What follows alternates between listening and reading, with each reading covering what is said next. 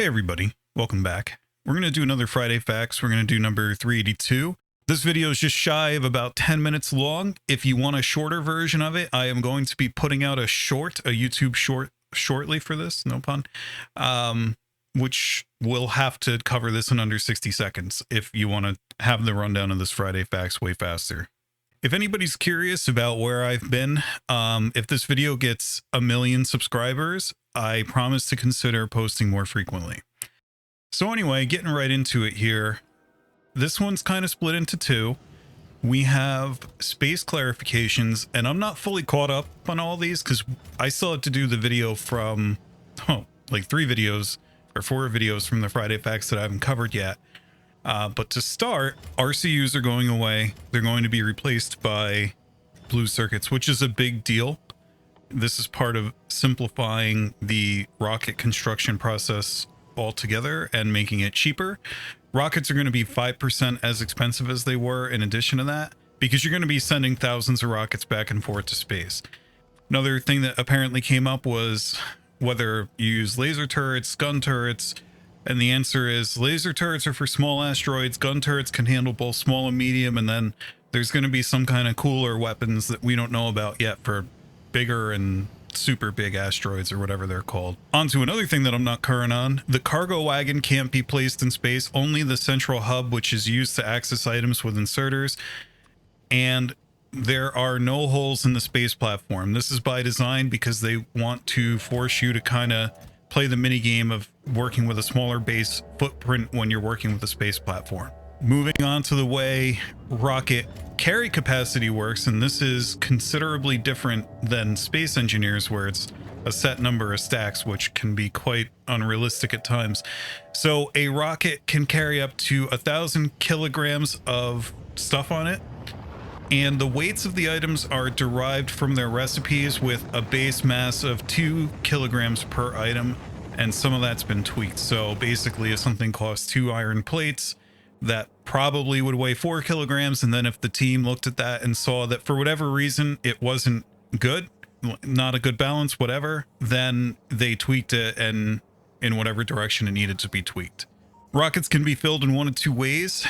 They can be manual, which lets you put a mix of whatever you want in there, or they can be automatic, which only allows you to put one type of item in the rocket, which is also a big departure from space exploration. And I have a couple of concerns about it, but I guess coupled with the fact that rockets are so much cheaper to produce, that probably shouldn't be a big deal, I hope. Also, players can travel to space in a rocket, just like space exploration, where it said that they're then securely strapped to the space platform. I didn't fully understand that. It sounds like you can't move up there. I thought originally you did it all from the planet.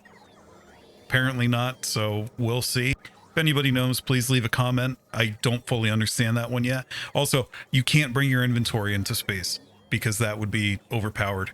And then I guess another space clarification here. You only get 1 cargo landing pad per planet. They didn't want you to be able to just slap them down everywhere, which is very much something that you can do in space exploration. I personally am not the biggest fan of that. They said that it's going to make you have a central hub on each planet and have some logistics challenges, and that is certainly very true. No doubt about that. I don't know if I'm going to enjoy it. So then the blog goes on to the new logistics groups, which is the title of this blog post. And what's funny about this part to me is that they say that in the expansion, as they're playtesting it, that maintaining logistics, specifically the request, the sets of items that you're requesting, is a chore in the expansion. And that's cute because it's a chore everywhere today, in vanilla, in space exploration, in everything. It's a chore. So this is a super cool feature because what it's going to do is it's going to let you define a logistic group. For instance, you could say train components, whatever, and put that in a group and then apply that group to things that request anything logistics wise.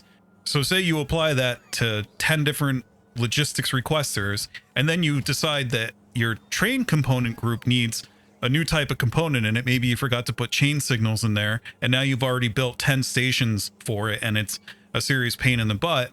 Now you can make that change to the one logistic group that you made for train components, and it will get synced to all of the requesters, which is amazing. This would be super useful today. You can kind of cheat this sort of in space exploration with combinators, like constant combinators, I guess, and the broadcasters, the signal transmitters.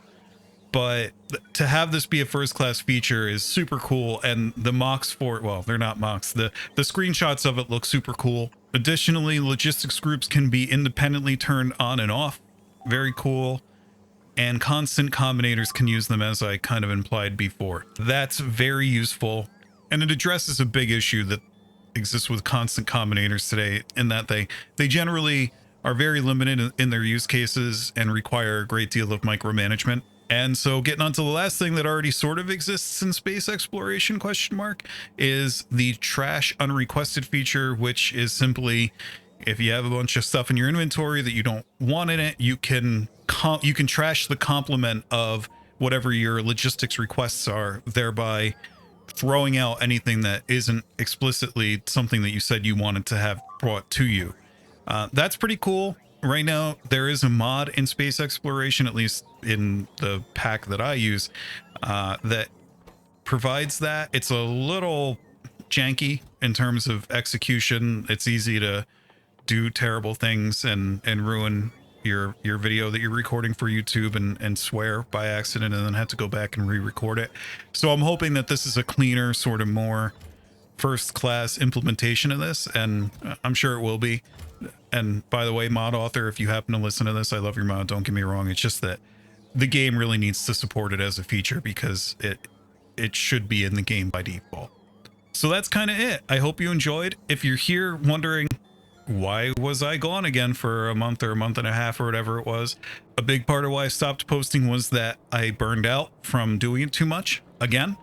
I am going to focus on the Friday Facts first and foremost, because I think those are the most information dense, and the long plays, I am going to do them, but I'm going to focus on getting a buffer built up of them and maintaining a steady schedule that is sustainable for me, because I keep getting into this thing where I kind of hyper fixate on doing as many videos as I can, and I have a good time doing it, and then I'm exhausted and I don't want to put out any more videos. So yeah, that's why that keeps happening. So in any case, thank you so much for tuning in. If you enjoyed watching this, please feel free to like, comment, and or subscribe. Any of those things mean a lot to me. They help the channel a lot.